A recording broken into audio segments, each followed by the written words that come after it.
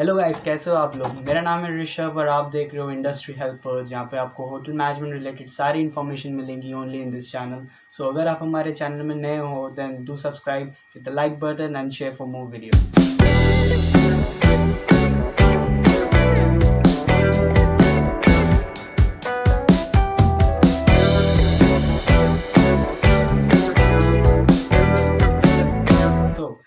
आज की इस वीडियो में हम बात करने वाले हैं 5 important things that you should always keep in mind before joining hotel management college.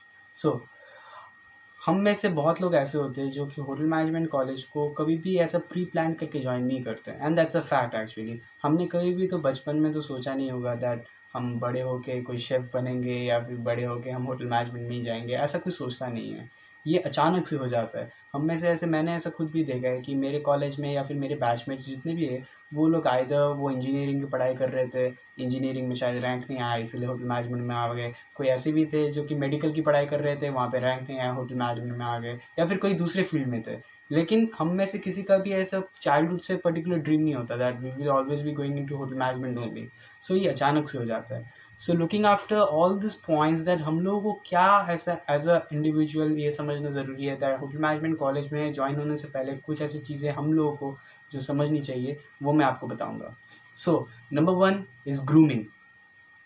So grooming एक ऐसा वर्ड है जो हम में से कुछ लोग ऑलरेडी सुन के ही हेट करते हैं, एंड दैट्स ट्रू। मैं भी हेट करता था। हम लोग जब स्कूल से निकलते हैं, हमारा जब 12th स्टैंडर्ड कंप्लीट होता है, जब हम लोग 12th स्टैंडर्ड कंप्लीट होने के बाद जब हम लोग ऐसा सोचते हैं कि अभी हम कॉलेज जाएंगे यार, कॉलेज में यार मज़े करेंगे, फंकी ड्रेस पहनेंगे, कोई रूल्स डिसिप्लिन तो मानेंगे नहीं, एकदम कॉलेज लाइफ में जैसा होता रहता है।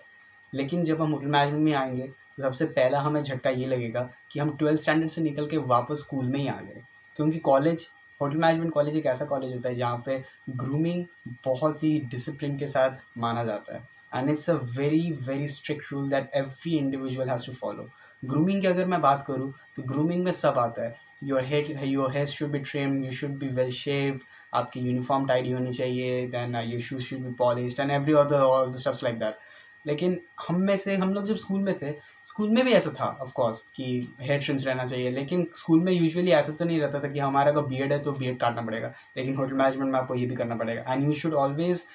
शेव एवरी डे। ये भी उनका एक रूल रहता है कि ऐसा नहीं है कि आप एक दिन शेव नहीं किए दूसरे दिन आ गए, ऐसा नहीं है। You must shave every day. वो लोग ऐसे टच कर करके आप देखते हैं, and if there is a little spike also in your face, they will just tell you to get out of the class. That's so much strict now over there. So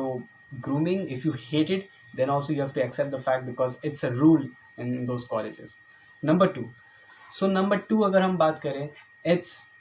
study is mandatory. Yeah. So study is mandatory. Why is it mandatory? हम में से जब hotel management college में बहुत लोग ऐसे भी होते हैं जो कि जब एडमिशन लेते हैं, कुछ लोग ऐसे भी एडमिशन ले आते हैं कि यार होटल मैनेजमेंट में पढ़ाई तो करनी पड़ेगी। I partially agree with that fact that yes, hotel management में जो स्टडीज़ होते हैं वो आपकी इंजीनियर्स या फिर आपके मेडिकल के कंपैरिजन में बहुत कम होता है, बहुत ही कम होता है, बट करना तो पड़ता ही है। At least you need to pass a semester, क्योंकि आप अगर अपने सेमेस्टर एग्जामिनेशंस में फेल करते हो then it will later give you a very major drawback in the time of a placement. क्योंकि आपका जो प्लेसमेंट होता है तो आपके जो प्लेसमेंट ऑफिसर्स होते हैं वो प्लेसमेंट ऑफिसर्स आपके एकेडमिक्स को भी चेक करते हैं that whether this person is moderately average in academics और नॉट। क्योंकि आपको मॉडरेटली एवरेज होना ही पड़ेगा टू गेट अ जॉब। क्योंकि होटल मैनेजमेंट ऐसा नहीं है कि आपको पढ़ाई करना ही नहीं पड़ेगा, हाँ करना बहुत ही कम पड़ेगा लेकिन करना पड़ेगा ही, because that's a rule. And you must always study like you can get a passing marks, you must study like you should get passing marks. This is the mentality that you people should have, that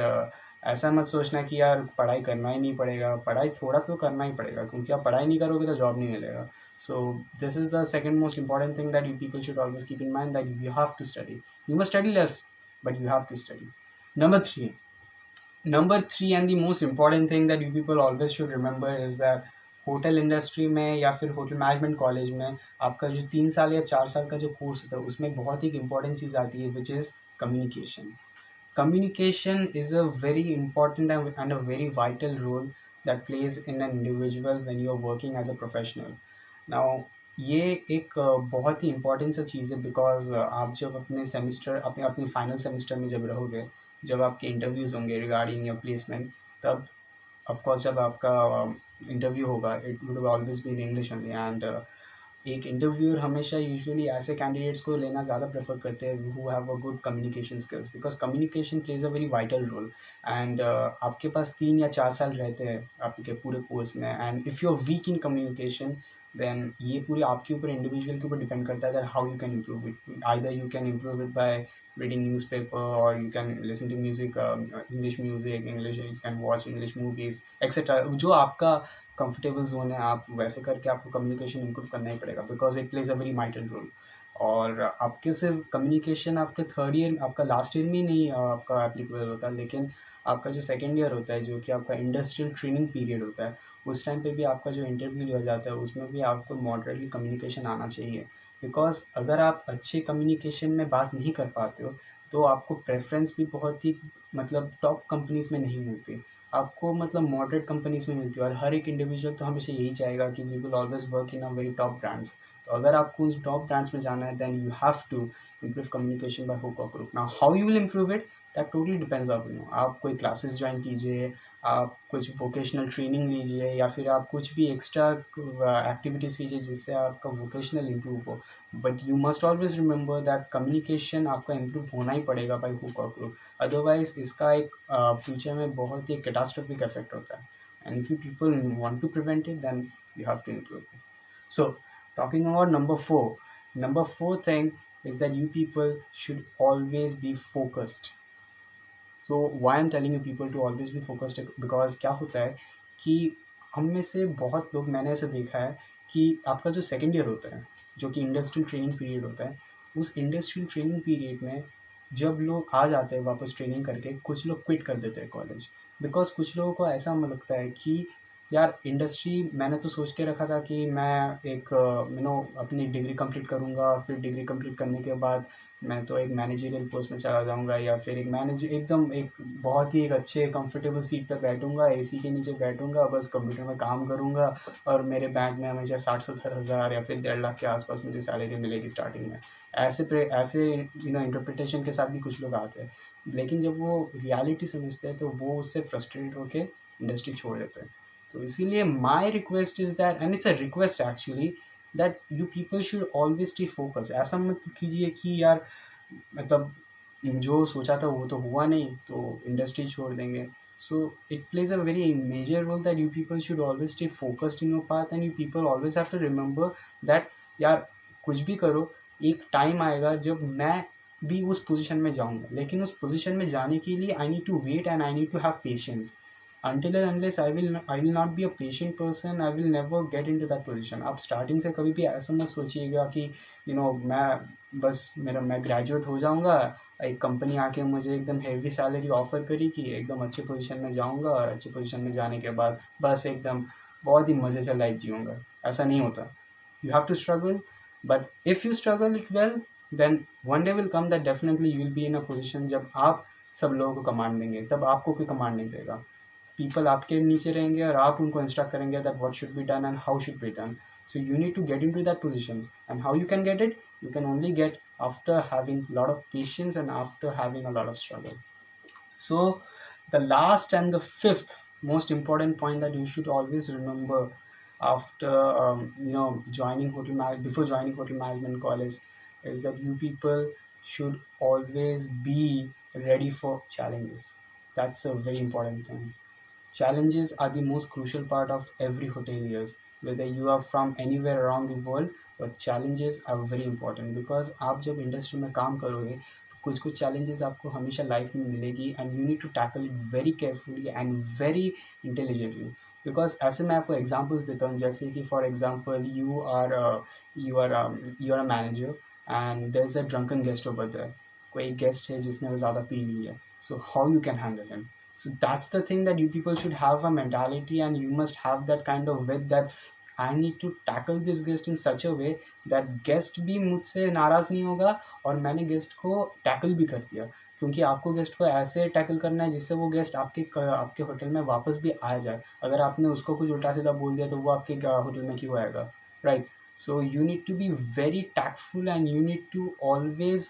B ready to accept very challenges क्योंकि हर दिन कोई ना कोई challenges आती ही रहती है but you must always accept those things and you need to tackle all those things accordingly. अगर आप एक challenging वाली person अगर हो, and if you're having this quality, then hotel industry is damn made for you. Then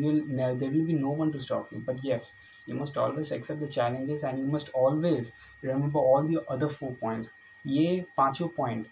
आपके लिए बहुत ज़्यादा इम्पॉर्टेंट है, क्योंकि ये पांचों पॉइंट्स अगर आपके अंदर है तो ही आप इस इंडस्ट्री में ज्वाइन कीजिए, और अगर आपके पास ये नहीं है तो आपको इन चीज़ों में इंटरेस्ट लाना पड़ेगा, क्योंकि ये पांचों पॉइंट्स बहुत ही ज़्यादा इम्पॉर्टेंट होती है to survive in this industry, because ये पॉइंट्स ही आपको फ्यूचर में आगे ले जाएंगे. And if you do not have all this kind of qualities, मेरे अंदर भी नहीं थी, I will be very truthful with you people that मेरे अंदर भी ये पॉइंट्स एकदम नहीं थी, but I studied it, I researched it, and मैंने एक पोजीशन एक लाइफ टाइम में किया है that I was getting all those things sorted out in my life, and then slowly and steadily I grabbed it, and now I'm here.